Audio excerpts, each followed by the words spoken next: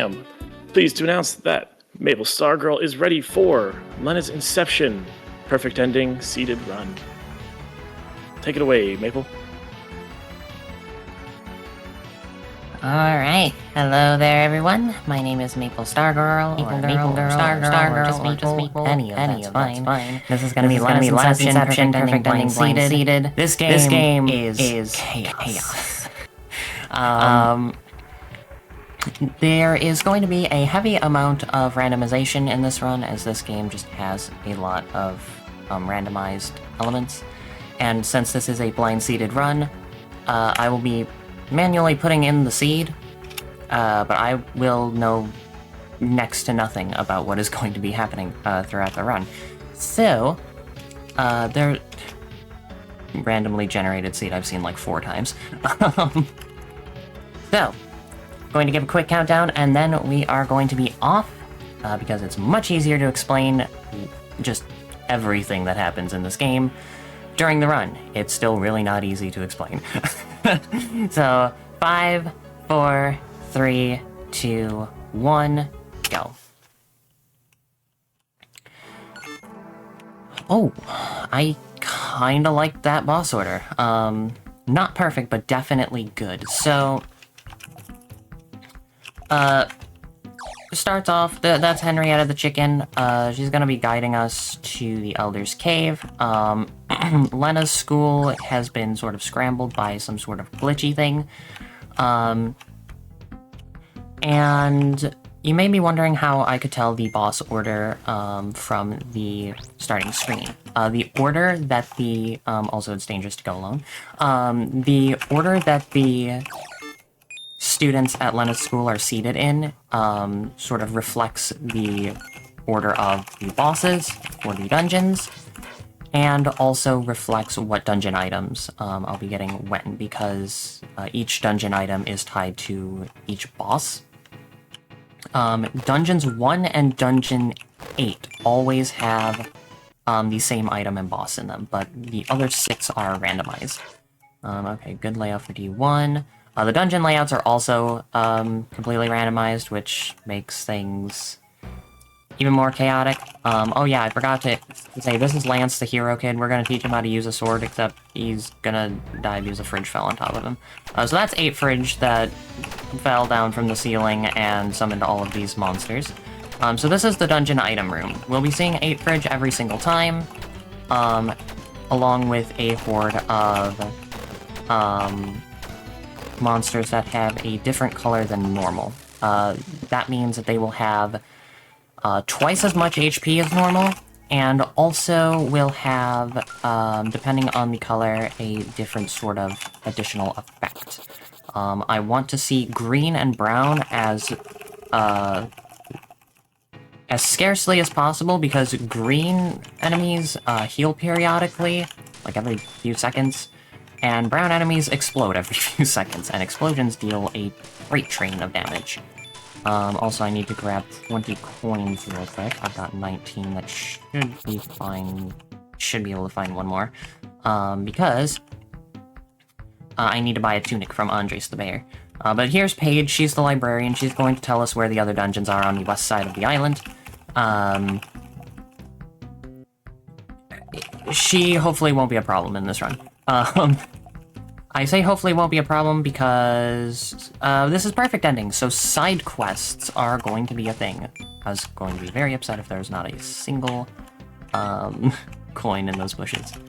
Alright. Blast protection, that's not bad. So, Andres the Bear, he always sells a tunic. Okay, 3 bear scottish, that's good to find. And he also, the first potion that he sells will always be a healing potion. And he also sells an overdue library book. I don't know how ethical that is. Money bag. So Paige, in addition to telling us where the dungeons are, asked if we could find a bunch of overdue library books for her. There's Creepy Jack, another side quest character that I need. And sort of the whole side quest thing, you may have noticed in Dungeon 1, I entered the dungeon, grabbed the item, and then left immediately. That is for 2 reasons. Also, that's not the right way, so let's see. See about going straight up. I feel like Dungeon 2 is always the hardest one to get to quickly.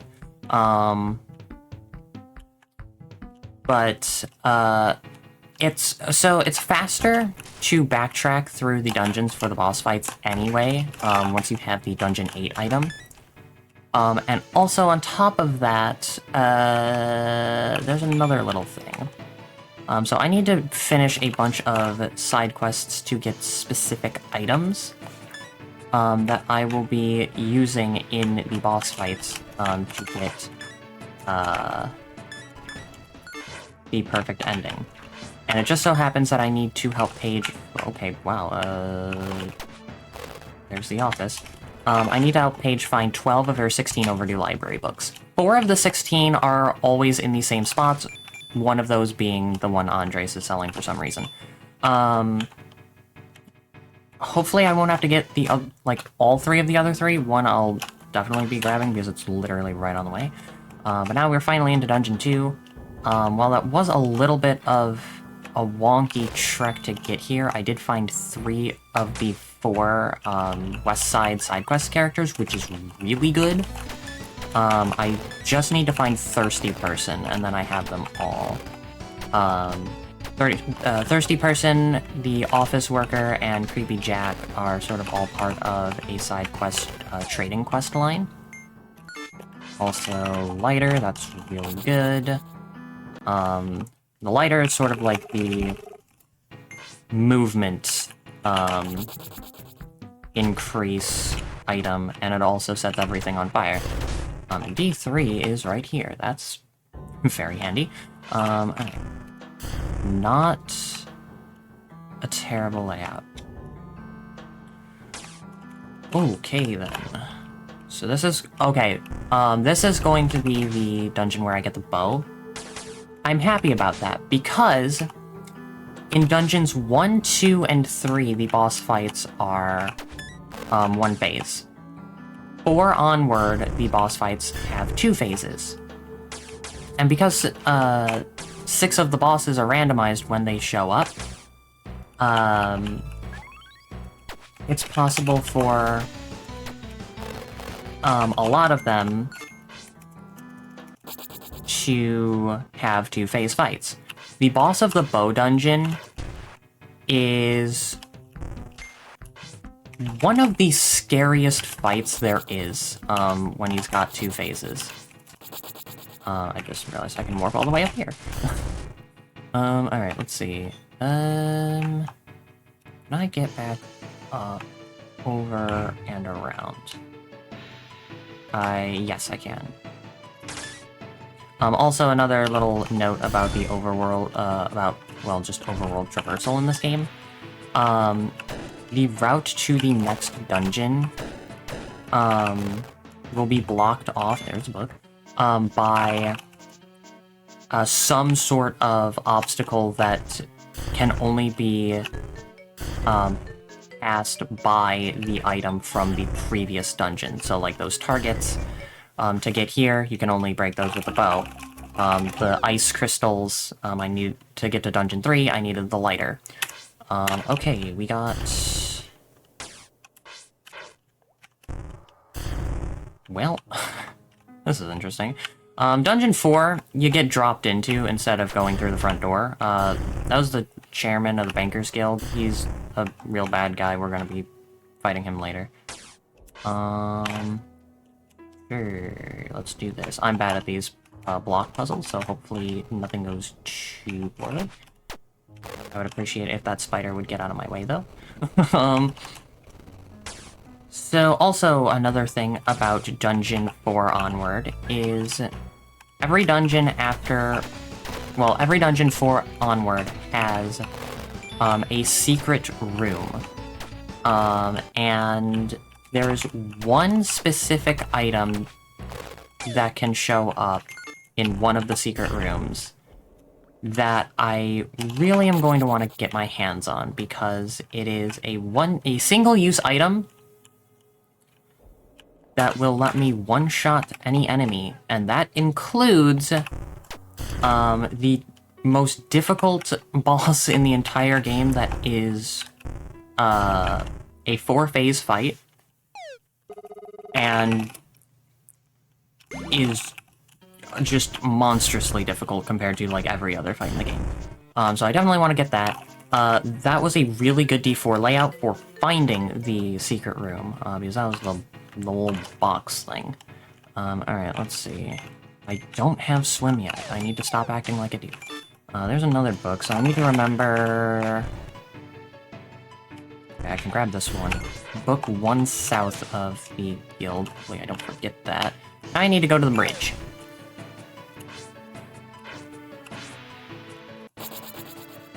Wait, I need to look at the screen again. Okay. There is a way down here. I did not notice this little alcove here. Pick that up, throw that, and here we go. Also, I can now pick up snails, now that I have the strength bracelet thing, whatever it is. Picking up snails is handy when you can, because when you pick up a snail, it counts as the enemy being killed for the sake of, like, items dropping on a screen or in a dungeon room, so long as that's the last enemy there. Also, you can throw snails into the wall for a one-shot on them, which is also really handy because they have a lot of HP. Also, that is...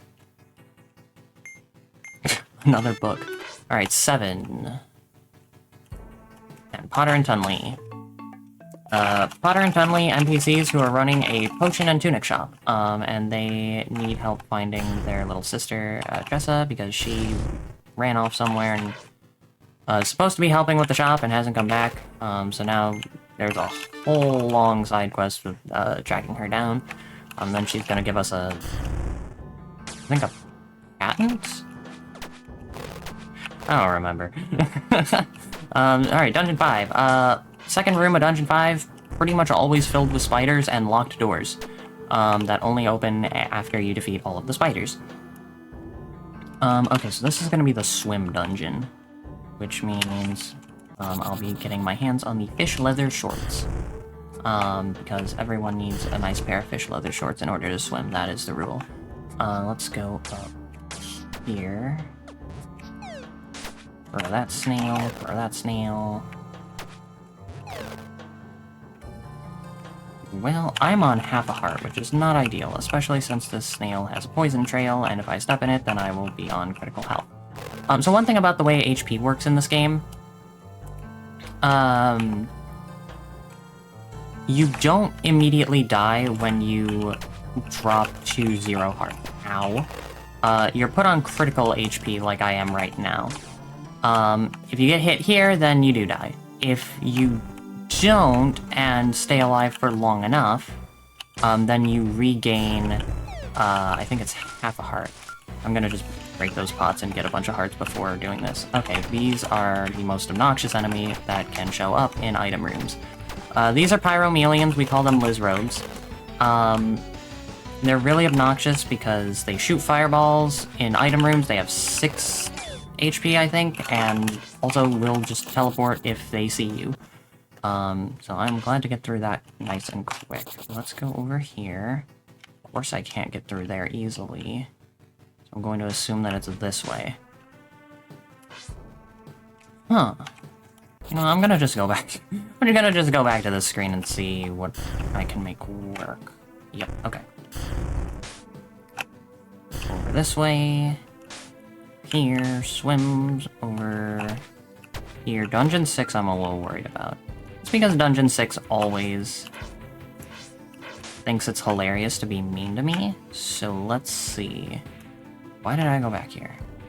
I could have just gone up from... Never mind. Oh, the joys and pains of being a Lenna's Inception speedrunner. The game is very funny. Let's see. Can I go down here? No, I cannot. Why is... Oh, wait, yes, I can. Why is this overworld like this? So these glitchy tiles, I'll be able to navigate around those before long. Dungeon 8 item room, item room. Item is really powerful for all sorts of mobility. And I'm gonna be honest, I only ever really pay attention to who the second, third, and fourth bosses are, so I don't remember if this is going to be jump or bombs in here. Let's just go and find out. Got helmet as the layout. There are only two layouts that Dungeon 6 can be, helmet and rocket ship. I definitely prefer... I don't actually know which one of those two I prefer. They both hate me. Okay, this... Wow. No key...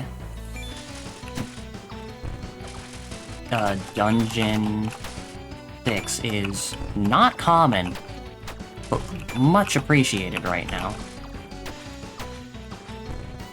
I don't appreciate, though, the item room having... 4 Liz robes that are on fire. And these little spinny dudes. Don't like those either. Back here. I just realized... I'm pretty sure my tunic is blast protection. And I completely forgot about that. Okay, so down. Yep, I definitely have blast protection because of that. Those two bombs would have hit me. Okay, let's see. Wait, can I go down from here? Technically speaking, I'm gonna just warp back over here and go down from here. Let's see. Okay, zoologist, that's a good find. There are definitely a lot of side quest characters that I need to find on, the east side. This is Hammy. We don't need to find him, but I will, because I've not found the woodcutter yet. And Hammy was just right on the way. So if you blow up Hammy's door with a bomb, then he gives you a hammer and yells at you like, hammers are way cooler than bombs. I want to have the hammer because of gray crabs. Gray crabs are really frustrating enemies to deal with. They will just dodge your sword if they feel like it, even if you swing and it should hit them. However, the hammer can deal with that, as can the axe, which you get from the woodcutter. I prefer the axe because you actually do need that one for side quest. But if the hammer is on the way, it's definitely worth picking up, specifically to deal with gray crabs. I'm gonna just throw that gray snail. Gray snails are a little bit scary at times because they explode when they are curled up in their snail shells and just sitting there. If they take damage, then they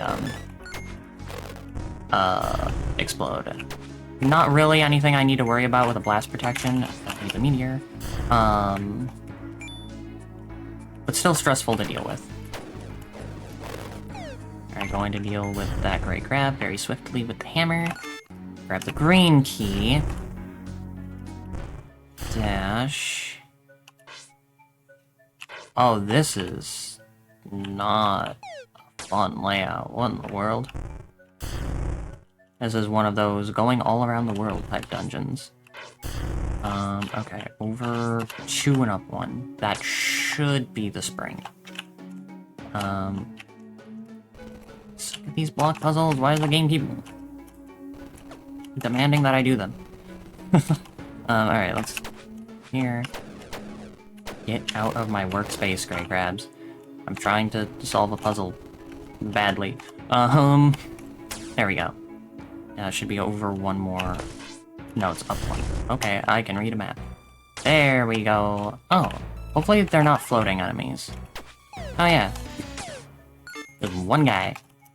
Alright, there we go. Now we got the spring, now we can jump. One rule about bosses and whatnot in this game, and dungeon items.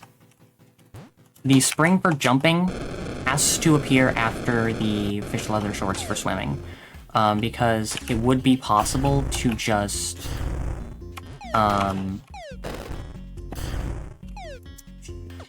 it would be possible to jump over single tiles of water, which would make it very possible to sequence break at times. So that's sort of like a safety precaution that's put in. Alright. This is Professor Maxwell. He got trapped in his basement, even though he can just jump around lock blocks. Who knows? Something that I find very amusing is, if I'm remembering the lore correctly, he's like pen pals with Paige, and yet he has one of the overdue library books on his bookshelf.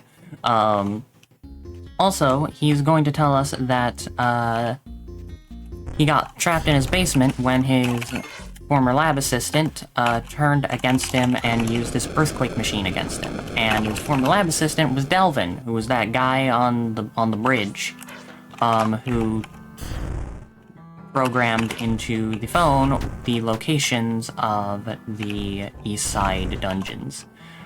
So it turns out that yeah, he's not a good guy. So also, Delvin is sort of the guy who made 8 Bridge. So we gotta stop him. Not a fan of skeletons and jousters, they're annoying. Let's see here. Okay. This could very easily be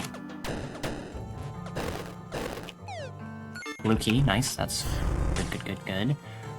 So yeah, this dungeon has a pretty glitchy look to it. And there's only one way to deal with glitches like this. That is having a nice pair of glasses that pretty much lets you cheat. What I mean by that is the glasses let you screen wrap. And this also just lets you go out of bounds. Oh yeah, I did get the look, so there's the phone call from Paige. That's good to get now and not when I'm in Three Bears Cottage. I'll explain why when we get there. Okay. Yeah, glasses, sequence breaking. It's not sequence breaking. Going out of bounds, that's fun. That is also the reason why... Oh, hey, there's the secret room. That's also why the, backtracking, or like leaving the dungeon and then going back later is the way you do it, even in endings that aren't perfect. Because in perfect ending, you have to spare the bosses with the items that you get from the side quests. But here, or in other endings, you still beat the bosses, but it's still faster to just get the glasses and go back later. Alright, so now I don't need to backtrack for the item room or any other item room because that was the old revolver. One shot. However, that will be able to make Delvin's really hard 4-phase boss fight pretty much non-existent, which I definitely like. So, let's see. Zoologist, Potter Tunley. So I need Naked Bear, Traveling Merchant, Woodcutter, Strange Cave. I think that's it. Yeah, now that we have all the dungeon items, I have to go through the palace up ahead. The palace is always fixed, so there is a set route that I'll be taking through it. And not only is the sort of screen wrapping with the glasses intended, it is required, and it is required to get through the palace. So I'm going to quickly get through the palace to open the front door, so that way I don't have to do that later, and then just backtrack for some side quests. So if there are any messages from the host, now is a fantastic time. Thank you so much, Maple. There's a ton of love coming in for you and Lenna's Inception, both in chat and coming through the donations. We do have one, a $5 from Lynn and Uli, who said, adding $5 for my Fortnite main. Excited for the runs and excited to watch Joe host. Your roommates love you. And thank you so much, Lynn and Uli. I didn't tell them I didn't tell them to do this, I swear, but that it gives me the perfect segue to note that coming next, we do have the Simpsons arcade game with an open bid war to choose your favorite member of the Simpsons family as the character that El Rock will be playing for that run. So make sure that when you donate, you put your money toward that bid war to choose your favorite family member. I know Marge is in the lead by $5 at the moment, but anyone can snipe that at any moment. Okay, so, there's one thing about the palace that is very, very, amusing. And that is, there is a guaranteed tunic drop, pretty early on. And, it just so happens that on this seed, that tunic is... Oh wait, I can't actually screen wrap up there. That tunic is the lovely Speed Tunic, which is one of the 2 strongest tunics that the game has to offer. I would have loved to have that a little bit earlier, but still having it for the backtrack is more than welcome. So there's a strange cave. So got the warp point. I'll be going back there later for a little battle arena. The person running the strange cave was kind enough to give me Tressa's phone number, because she's helping run the strange cave or something like that, the little battle arena thing, because it's like a mini dungeon or something like that. I don't remember the lore. Okay, let's see. How much money do I have? Like 32. I need 1,000 coins, so that way I can get scammed by the bank. Let's go up here. Nothing. Let's go to the bridge, go up 2, check that one tile. I still need Traveling Merchant and a Naked Bear, I think. So let's go... Can I screen wrap left here? I can. Perfect. There's Naked Bear. Good, good, good. Now I need Traveling Merchant, and I think that should be it for East Side.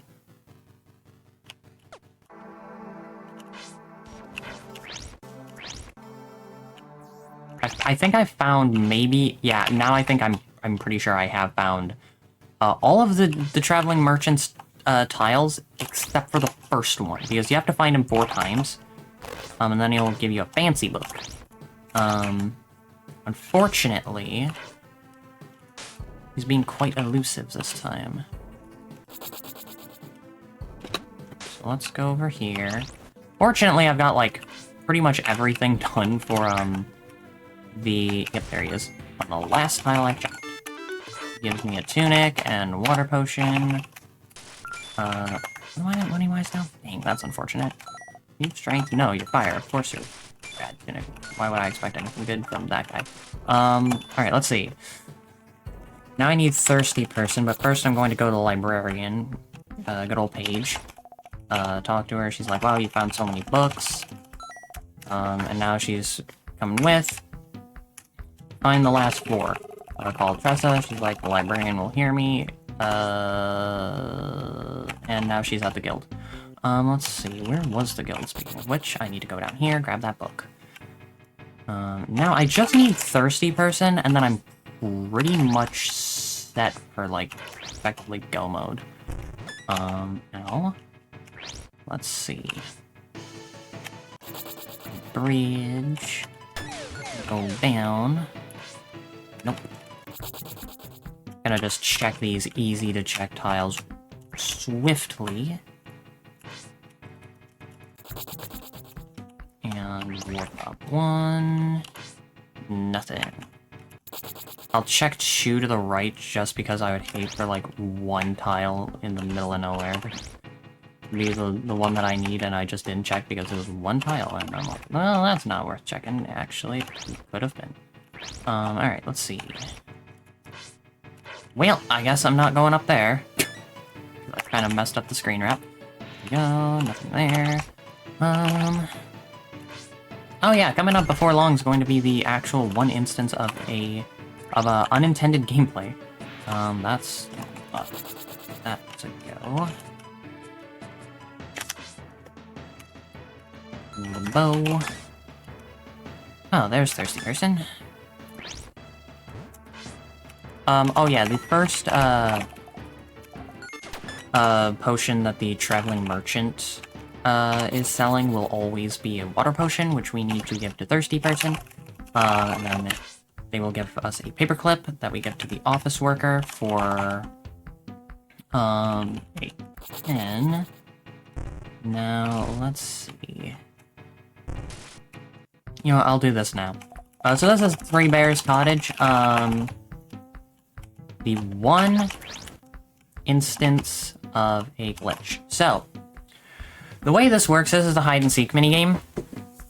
The game doesn't check to see if Goldilocks has left the third and final screen. It just checks to see how many times a Goldilocks has left a screen. So by screen wrapping out of bounds and changing, going left and right an extra couple times to spawn in a couple extra Goldilockses, you summon 3 of her, and when all 3 leave, that counts as 3 times Goldilocks left the screen. So that just really speeds things up, which is nice. Alright, Creepy Jack, gonna give him the pen, he's gonna forge his property deed. Now we go in here. Type in Potter and Hunley, get the phone number for their mother, give the skeleton the property deed for a briefcase called Tress's mom. She's probably in a dungeon again. Can you make sure that she's not hurting herself? So, now the next dungeon, next time I enter a dungeon, Tressa will be there. Now I need to rob the bank vault for a bunch of money. Alright, now, got 12 books, so Paige is like, let's have a celebration, I need 10 marshmallows. Marshmallows are the pink slime enemies. So, yeah. Alright. Deposit 1,000 coins. Withdraw 9.99. Try to withdraw the 1,000th, and the skeleton is like, you can't withdraw more than 9.99. Here's a little note. So yeah, that's a thing.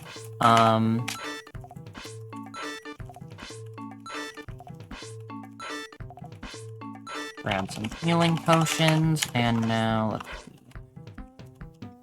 Okay, Traveling Merchant I think was right next to the palace next, so now we need to give him the briefcase so that way he can carry his wares. He's going to give his shirt.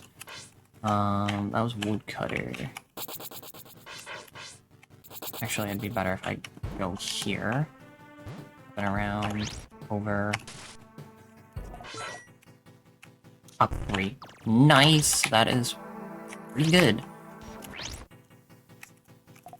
Now he's gonna give us a fancy book. Let's see, where was Naked Bear? I think it'd just be better if I do this, probably.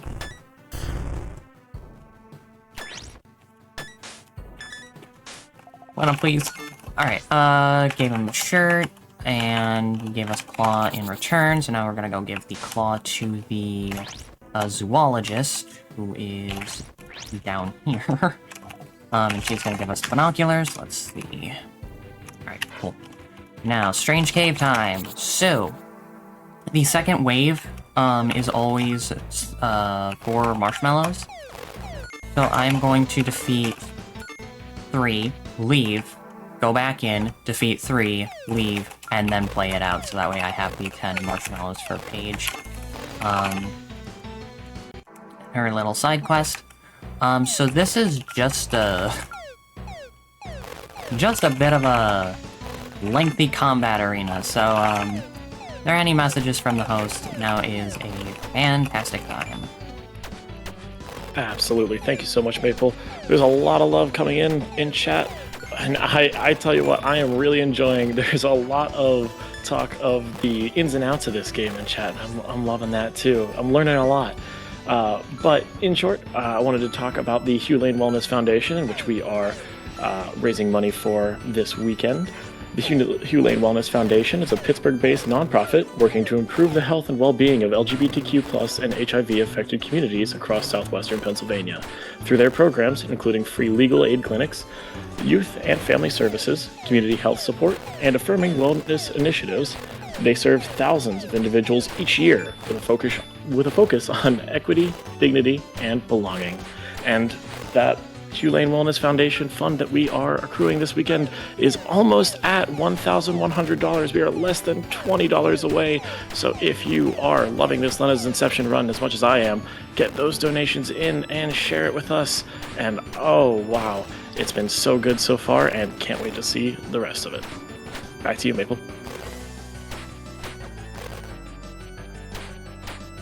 Alright, that's the most problematic wave out of the way, the snails. I'm gonna just use that healing potion because I was on half a heart, and you die in the strange cave and you have to redo the whole thing from the start, and that is not fun.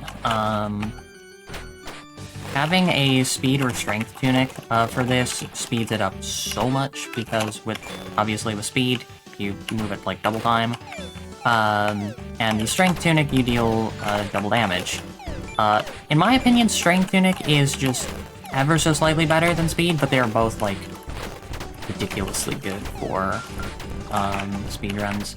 So I'm glad to have gotten one of them at least. Ow. I'm getting set on fire. This is damage boosting the wave, unless you have fire resistance. If I had a fire resistance tunic, I definitely would be putting it on for this wave, just because safety. Alright. That, got a trophy cup. Now we're going to have a campfire with Paige. Really cute cutscene. Highly recommend this game so that way you can see the cutscene. It's very, very cute and sweet.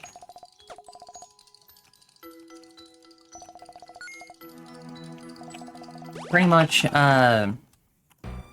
Paige confesses her love to Lenna and gives her a little love heart locket thingy. It's very cute and sweet. Alright. Now, triple check.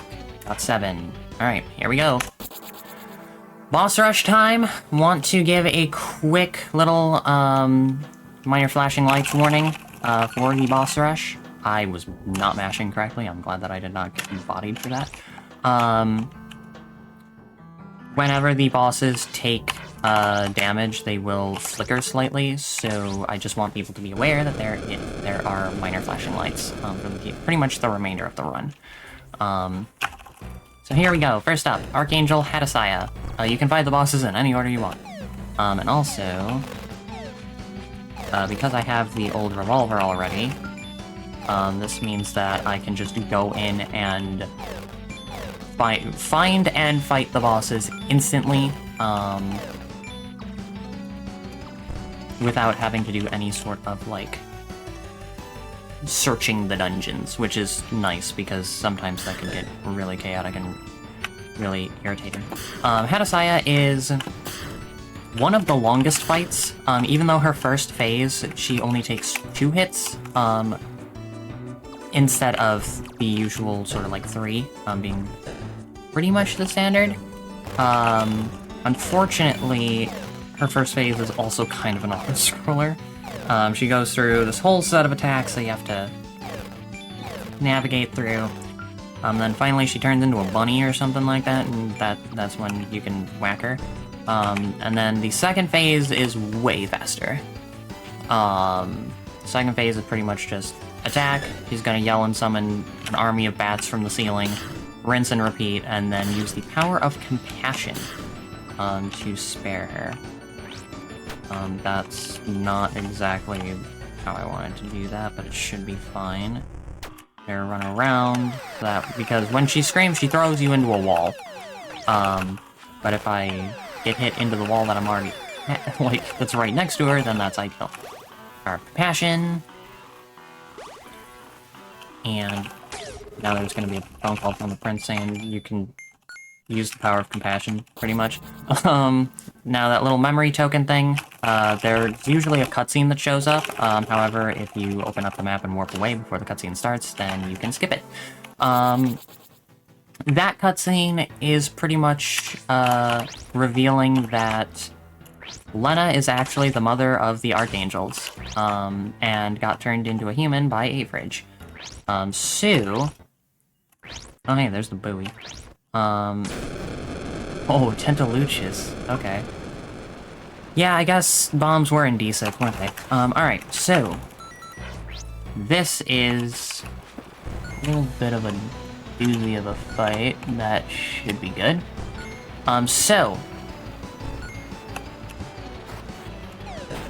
For one thing, you might be wondering why I'm just holding the glasses button down, to make the screen look like this. Some bosses, actually Tentalucius being one of them, for some reason move faster. So this does actually speed things up a little bit. Also, this attack right here. What's normally supposed to happen is Tentalucius is supposed to bounce around the room like an old DVD loading screen, for like 15 seconds. However, if you have Lenna lined up the middle stripe on her sprite with the of her hair, with the middle stripe on Tentalucius's sprite, so I think that's pretty much just the dead center of the room. Don't quote me on that though, I'm not 100% sure. For some reason, Tentalucius just doesn't do that attack. About 95% of the time. I say that because still sometimes he decides to cause problems on purpose.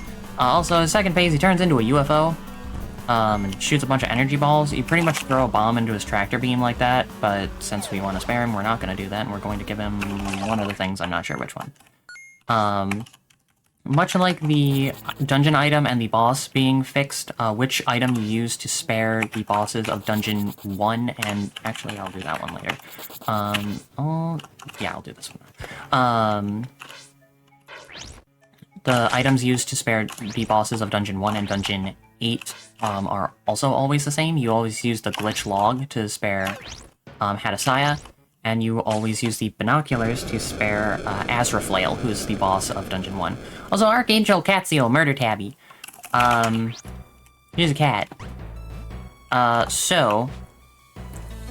she's gonna jump over here, and pretty much...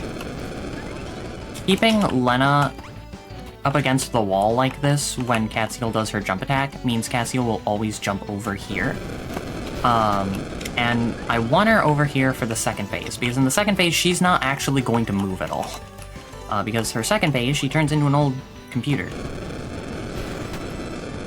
And now we've got a little code that we have to put into the joystick. Up. Up. Down. Down. Left. Right. Left, and spare. Keeping Catsiel over there means that the memory token will always drop in the center of the room, which is very convenient. Let's go to Dungeon 4 next, and then I'll go to Dungeon 5. Alright, let's see. This is gonna be, I believe, Hydranial. I should... you know what? I'm gonna just safety heal here. I should be fine because I have the speed tunic, but better safe than sorry. Alright, Sue. Would have been better if I didn't have to do that, because ideally you don't do any menuing, for items, and it just saves, like, a second or two. If you do Tentalucius and then Hydranial right after, or, in the case of Catsiel, one of the bosses that doesn't, whose dungeon item does not take up one of the three, like, sort of inventory slots. The reason for this is, Hydranial starts throwing the, like, stone fragments at you. Once you throw an item back at him that you picked up off the ground, if you equip a bomb, drop it on the ground, and then pick it back up, that bomb will then count as an item that you picked up off the ground for the purpose of the Hydranial fight. So it's just a really cool little bit of, like, menuing times, minor time save, if you do, Tentalucius into Hydranial. Alright, let's see. This is going to be a fight and a half. And I'm going to need to stay sharp for this one, because So, fun fact. It is possible... Oh, wait, this is an extra row, I think. Yeah, this is an extra row dungeon. If you accidentally, last hit a boss, before they finish exploding, you can teleport back to the start of the dungeon, and they'll be fine, and you can... But the problem is, you have to redo the fight. There was a time... about a few months ago, where I was on a PB pace for the time, where I got into a fight against Two-Phase Sandolphin, which is the longest fight possible for the dungeon bosses. I kinda autopiloted and last hit the boss and killed the run, which was unfortunate because once you get to a certain point, PBing in this game becomes really, really difficult because you end up needing a really good seed. So now we've got a bit of an auto-scroller bullet hell. So yeah, we're here. So this is another really good time for messages from the host. Absolutely. Thank you so much, Maple. So, as we go through Highway to Help, I just want to shout out the Steel City Speedsters who organized this amazing event this weekend. The Steel City Speedsters is a collective of runners in Pittsburgh and the surrounding areas who love going fast and breaking games. You don't even have to be from Pittsburgh or Pennsylvania to be part of the Steel City Speedsters community. You can come join our Discord if you type !Discord in the chat. It will give you that invite link for you to join us. And just a little update on our milestones. We're still so close to $1,100. We're at $1,084.84 right now. Keep going, chat. And when you donate toward that incentive, or donate toward the total, you can put your bid toward the incentive of your favorite Simpsons character to be used in next run's Simpsons arcade game run by L-Rock. So make sure that you are selecting that when you are getting your donations in.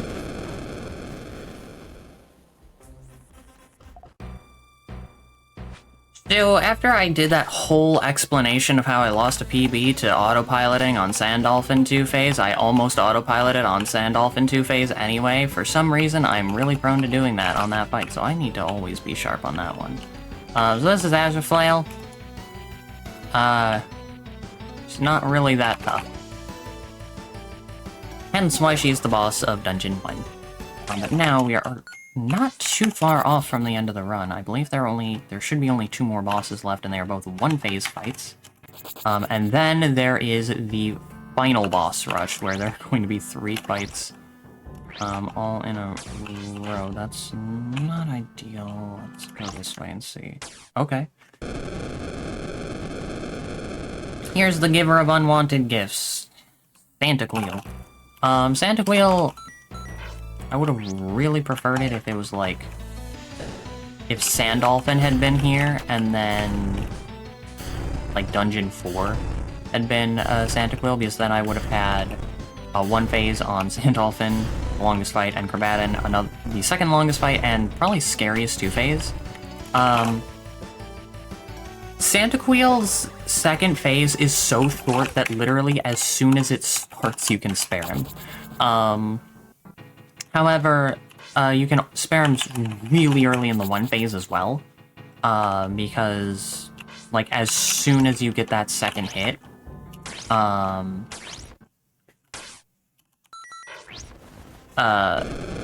there's a whole long thing where he summons, like, I don't even know how many snowflakes around him. And it's a long, lengthy attack, but literally, like, as he starts it up, you can, spare him, so... It's a very, very forgiving boss, timing-wise. Also, this is Kerbatin. He's, like, maybe the most laughably easy 1 phase, and has, by far, the scariest, second phase. His hitbox is absolutely massive. He will sidestep you like you will not believe, and there is pretty much nothing you can do unless you have the Speed Tunic. And even if you have the Speed Tunic, there's not too much that you can do. Now, we have the 3 final bosses coming up. So, if I'm remembering correctly, I think I have 2 healing potions left. Which is perfect. Going to use one now, and probably use another after I deal with these 2 skeletons up here, Edgar and Alan. Although, got through the first one really quick. Yeah, okay, never mind, I'm at full HP. Alright, here we go. 3 bosses to go. We got the chairman up first. This is Chairman Mammon / Chairman Gammon, a capitalist pig. He's going to try to do what every capitalist does and throw money at his problems. Unfortunately, Lenna is not going to let that slide. First up, there's his attack, Cash Cow. We skip that by when he starts glowing red, jumping in his face and he'll punch us. Then he's going to charge. Just dodge that, then he's going to play a round of Rich Man's Volley. If you time the jump correctly, you actually don't take any damage from it. I don't know why. There we go. Also, all 3 final bosses have banger music. Unfortunately, Delvin's we barely hear because, well, it is a 4-phase fight. It will be over instantly. So long as I don't miss the revolver shot, and if I miss the revolver shot, then that's really bad. Alright, so let's put the revolver on now. Maple, if you have a moment, I do have a donation here for you. Alright, sounds good. I have $10 from your friend Versal Perihelion. Says, always great to see Maple run this game. Thank you, Versal. Alright, we got Archangel Delvin, Egomaniac. Really tough fight. However, it's over. And now I need to be very careful on this next menu to hit yes, because if I don't, then the run ends on catastrophe ending. If I hit yes, Lenna will try to blow the dust out of the cartridge to pretty much reset everything. Archangel and Azraflail and Tentaluchis are going to show up and stop her from doing that. Lenna's going to punch the game card, open a debug menu, and now we're in Archangel School. So there's 8 Fridge in Lenna's bedroom. If you go into that room from the classroom screen at the very start of the run, where 8 Fridge is there will be Lenna's scythe that she uses in her Archangel form. So now we've got 8 Fridge. This fight is pure chaos. Also, it will be possible to spare the Elder and Lance, effectively bringing them back to life. Lance sometimes just decides not to, that's not going to happen though, and he's not going to be spared, which is always annoying because I like the happiest ending possible where I spare them both, and I accidentally failed to spare the Elder because I was mashing too hard. Oh well. Unequip all of the damaging items. Just skip that wave. 2, 3. Ow. Lance, get over here.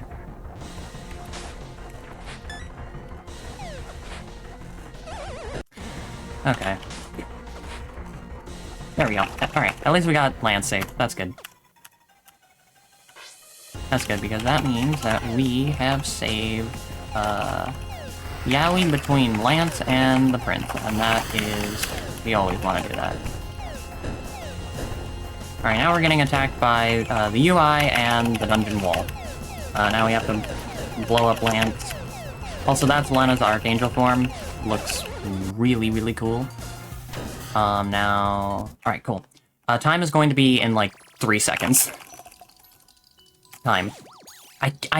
That fight is so chaotic, I always forget to be like, time's coming up when I pull the pizza out of the fridge. I'm so sorry about that. That was Lenna's Inception, perfect ending, blind seeded, and a sub 50 IGT in a marathon I am over the moon with. Tentaluchis looks like an egg from behind, poor guy, but he's got all the pizza he wants, so he's a very happy boy. Azraflail's gonna protect the kingdom. Lance and the Prince are together, Paige and Lenna are together, and gonna be doing the whole running the school thing. It's great. I love this game. I love this ending. Going to give a few real quick shout-outs. Shout-outs to Bitten Studio for creating not only this absolutely phenomenal game, but also creating another fantastic game, Cassette Beasts. Two of my favorite games of all time, and I could not recommend both of them enough. Shoutouts to the Lenna's Inception speedrunning community for being a very, very cool group of speedrunners who have pushed this game in such cool ways. Shoutouts to my friends over at FPE for being very, very kind and supportive through so many different scenarios. Shoutouts to my wonderful GF, Amity Moonlight, for just being an absolute sweetheart and always having my back. Love you, love you. Shoutouts to my big sis, Bug, for getting me into speedrunning, getting me into this game, and also for vetting the seed for this run. I always have to pester her to vet seeds whenever I have a marathon run, so I really, really appreciate that. And of course, shoutouts to Steel City Speedsters for having me and letting me show off this game that I absolutely love to pieces for their event. Shameless plug real quick, you can find me on Twitch, YouTube, and Blue Sky at Maple Stargirl.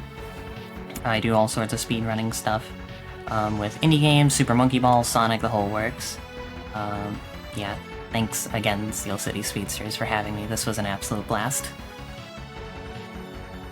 Awesome. Congratulations, Maple Stargirl, on a fantastic run. Let's give it up in chat for Maple Stargirl one more time on that Lenna's Inception run.